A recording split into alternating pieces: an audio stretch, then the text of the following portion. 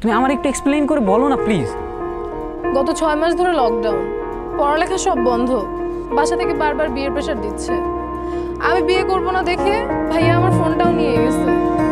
2বার ছেলেপক্ষ দেখতে আসছে, আমি রাজি হইনি। আজকে আমি অনেক কষ্ট করে লুকিয়ে তোমার সাথে দেখা করতে আসছি। তুমি কি বলতেছো, বিয়ে হয়ে যাবে মানে? আমার তো মাথা কাজ করতেছে না। আমি কি করবো আমার বলো, আমি তোমার বাসায় গিয়ে কথা বলবো? তুমি কি কথা বলবা?